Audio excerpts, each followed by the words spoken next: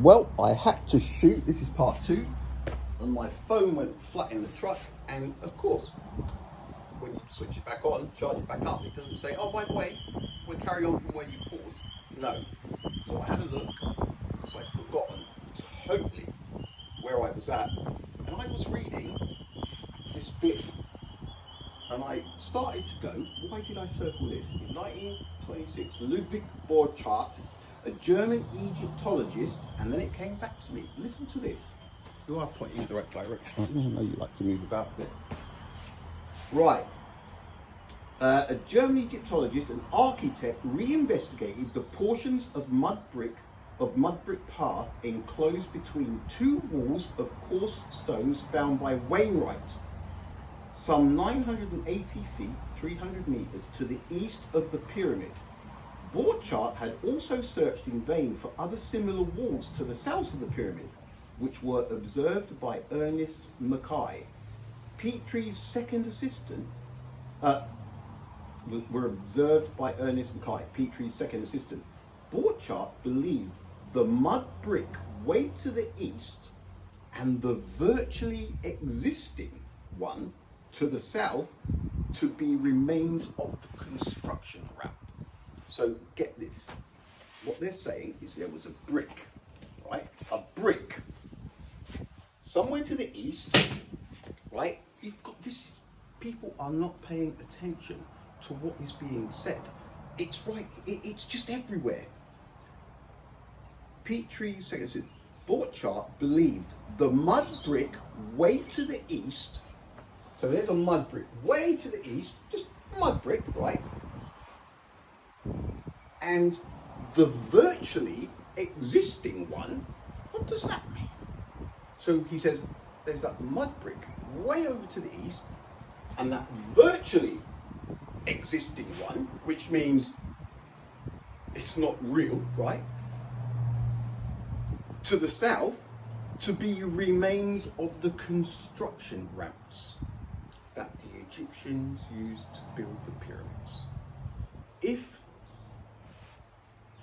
you cannot see how your intelligence is being insulted, they'll just carry on insulting it and making you believe the unbelievable, right?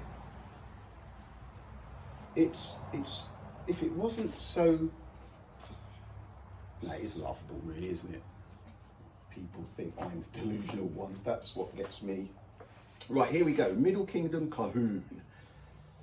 It was initially established to house the construction workers for the pyramid of Senusret II, along with their families. Flinders Petrie investigated Kahun in the 1890s and again in 1913, and he found a whole array of artifacts and valuable papyri. In some of the papyri are hymns eulogizing the king in what is clearly part of the funerary cult maintained in this priestly community. And how on earth do they know all of that? See, people, if somebody came up to you guys and picked this up somewhere near Egypt and they said to you, oh, look, this could be, no, it is. I'd say this is a papyri, and because it's blank, what it means is, and anything they told you, you believe.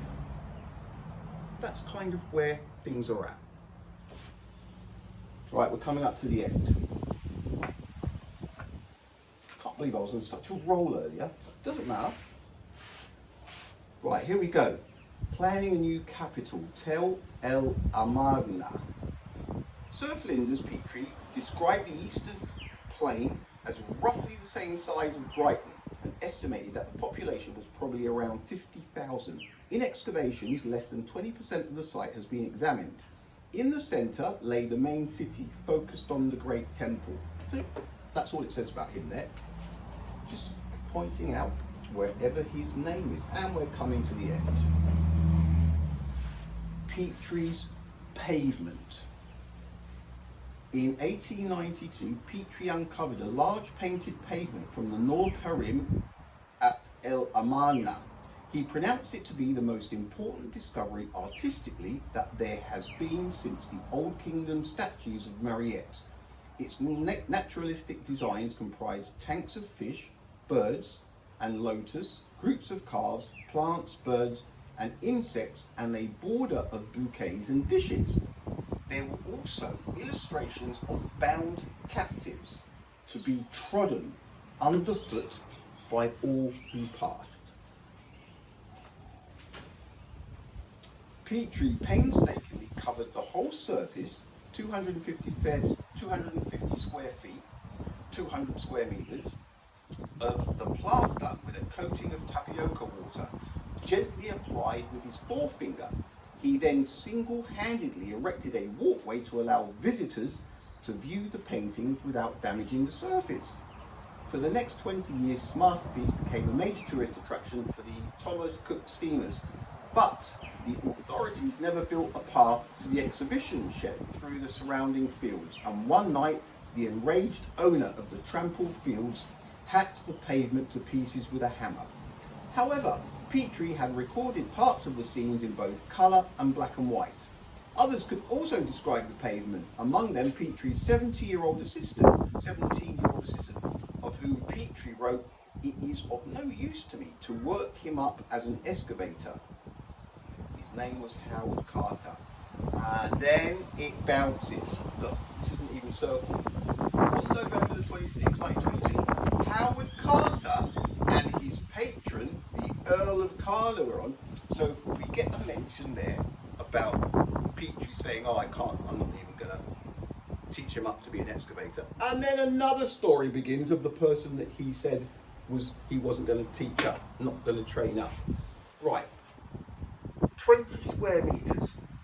You heard what they said. Petrie painstakingly covered the whole surface, 20 square meters, of the plaster with a coating of tapioca water, gently applied with his forefinger. Well, it just so happens to show the absurdity for what it is. Guess what I prepared? This right here is approximately 1 square meter. The distance to there is 4 meters. And the distance to that one is 5 meters. And anybody who knows anything about an area and circumference and square feet will know that this one is 4 meters. And obviously this one from there to there is 5. 20 square meters. All of this. So, what Petrie did with his forefinger, this is not tapioca water, but it's about the best I could do. He painstakingly, single-handedly, but carefully, spread tapioca water with his little forefinger, like I'm doing now, over the entire 20 square meters. Now, of course you all believe it, because you believe anything is possible, don't you? Including going to the moon 6 times between 1969 and 1972. I wonder if he went down like this. But he did it carefully, painstakingly, right? Painstakingly. Of course he did. It says he did the whole 20 square meters. Or maybe he just did one like that, you know, very carefully, didn't he? It's like, nothing is impossible, is it? I suppose he'd have to be shown to be able to do the impossible, because he's trying to convince people of the impossibility that the Egyptians built the pyramids. Look, painstakingly with his frickin' forefinger. But of course we believe it. Hopefully they will come when you'll realise how stupid most of the things that a lot of you are believing actually are. Hopefully you won't realise this too late, because until you do start to wake up to this garbage and people tunnelling through 5 feet of granite in 1911, until you do, you're allowing those who are lying to you to run away with all of the lollies.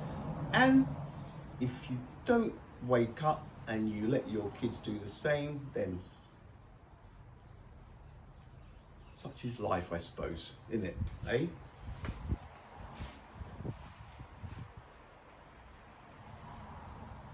What? The ads. You know, I was only going to repeat what he was saying, just to run over the absurdity of Savage. I will. Somebody's asking about the eclipse thing. How do you work it out again with the eclipse? I will come back and that will be the next thing I'll do. This is how they predict eclipses. I'm telling everybody it's science. It's not science, it's common sense. All right, peeps, have a great Saturday.